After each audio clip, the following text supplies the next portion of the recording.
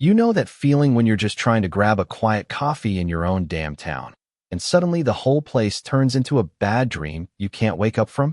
Well, picture this. It's a crisp fall morning in Willow Creek, that sleepy little speck on the map where everybody knows your business, but nobody's got your back. And Emma Hayes rolls into Rosie's diner wheelchair, humming soft against the linoleum, her mind already buzzing with the day's little rebellions, like ordering extra bacon even though her wallet's screaming no. She's got that fire in her gut, the kind that comes from years of folks treating her like she's half invisible, half burdened, ever since that car wreck took her legs but left her heart pounding twice as hard. And then, bam, Jake Harlan and his crew of Grease Monkey locals spot her, and what starts as a sideways glance turns into their morning entertainment, because Jake's got this chip on his shoulder the size of the old Harlan farm they lost to foreclosure last year, and he blames Emma's folks for whispering to the bank about it, like her family's the reason his world's gone to hell. Emma's just easing her chair up to the counter, fingers twitching on the joystick, cause the chills seeping into her bones, when Jake leans over from his booth leather jacket creaking like it's laughing too and taps the armrest twice, sharp as a judge's gavel. "Hey, Speedy, what's the rush? Afraid you'll lap us all before the pancakes hit." His buddies erupt, one mimicking a will squeal with his mouth, high and whiny, another dragging his boot like a limp, hollering, "Watch out for the potholes, darlin' don't want to flip on Main Street." The diner's frozen, folks burying noses in menus or fiddling with napkins, that heavy quiet where shame hangs thicker than the fry grease. Sarah Klein, the waitress who's been slinging hash here since Emma was in braids, freezes mid-pour, her eyes flicking to the kitchen where the boss glares like it's her fault the air's gone sour. Emma's cheeks burn, not from the cold outside but from that old ache, the one whispering you're not worth the fight. Just roll away and let Em have their joke. But deep down, there's this spark fierce, stubborn cause she remembers her dad teaching her to stare down storms. And hell, this is just a squall in a teacup. She mutters, "Just coffee, black," voice steady as she can make it. But Jake's not done. He crouches low, breath hot with last night's beer, smirking like he owns the room. Come on, show us a spin bet you could outrun my truck if you rev that thing right." Laughter crashes again, forks clattering, and Emma's hands shake on the controls, her mind racing swallow it, or snap. She picks swallow. For now, wheels creaking toward the door as their howls chase her out into the gray light, snow flurries nipping at her like tiny accusations. Outside, the wind bites harder than their words, and Emma's parked there on the curb, chest heaving like she's run a marathon, tears blurring the smudged phone number in her pocket, the one from last summer's county fair, when Brother Elias and his ragtag crew of riders pulled over to fix her flat tire. No questions, just gravelly talk about how life's too short for letting wolves run the pack. She dials, fingers numb, and when that deep voice rumbles through, "Talk to me, kid," it's like a lifeline tossed into a riptide. They did it again, Elias. Right there, in front of God and everybody.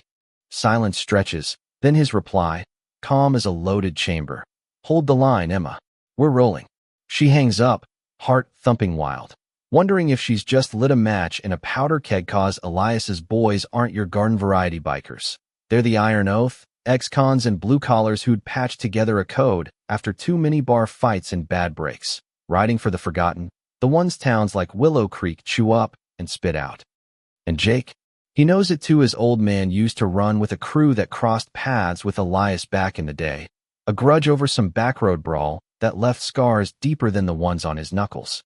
Word ripples through Willow Creek faster than creek water after rain, folks in the hardware store muttering about the Harlan kid's latest stunt, the librarian shushing whispers but leaning in anyway, cause deep down, they all carry that quiet resentment toward the Hayes family, who bought up the old mill land after Jake's folks defaulted, turning it into a community garden that stole jobs, or so the gripes go. Emma wheels down the block, palms raw on the rims, dodging pitying stares from windows where curtains twitch like guilty fingers. Why her, again? Why do they poke at the one spot that still bleeds?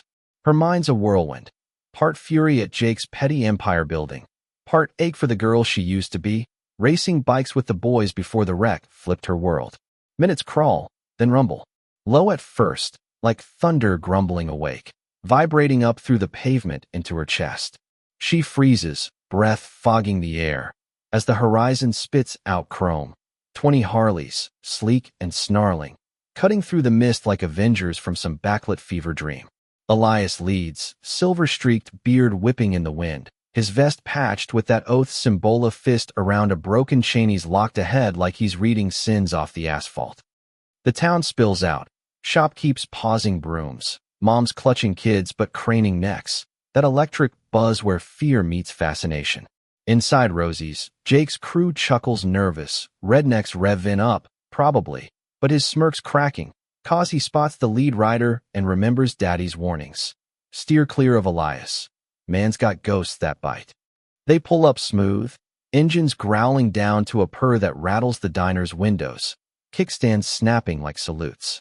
Boots hit pavement, 20 shadows unfolding, leather creaking, beards and tats telling stories of roads less traveled. Elias strides in first, doorbell jangling soft against the hush, Zeke Thorne at his flank, fists like coiled springs, eyes hungry for a reason. The room sucks in air, forks hover, coffee steams untouched.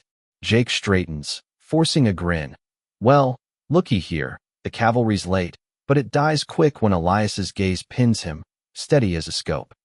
Emma called, Elias says, voice gravel over silk, nodding to her by the window where she's wheeled back in, chin up despite the tremor in her hands.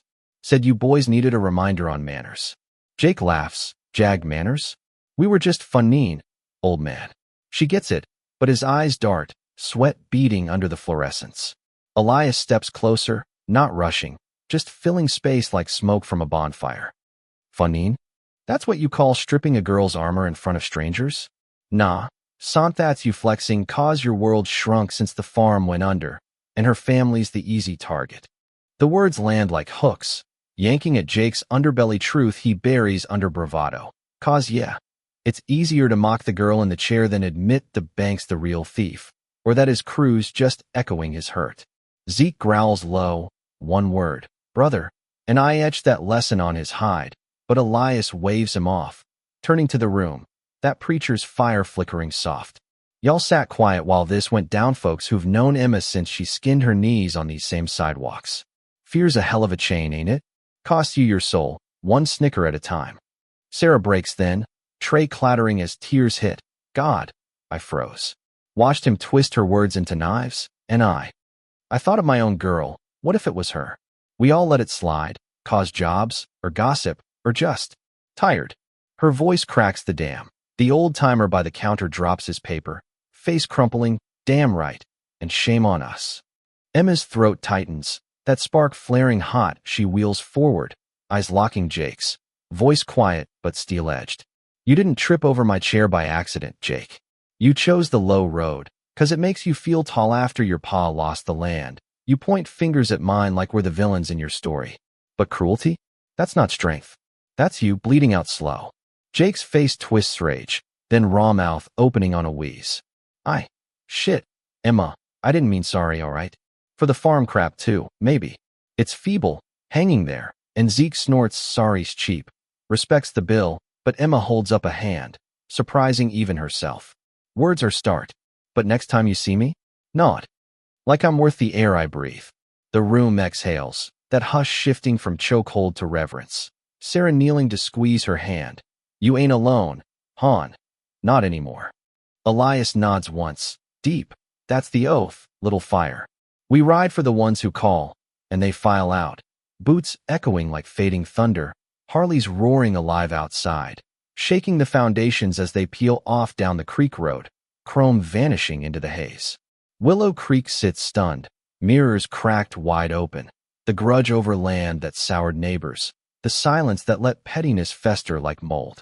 Jake slinks out last, shoulders hunched, no crew trailing his empire's dust. Next dawn, Rosie's hums different. Sarah's pinned a snapshot by the register, Emma grinning over eggs, her there too. Arm slung casual, caption scrawled fierce, dignity ain't begged for. It's claimed.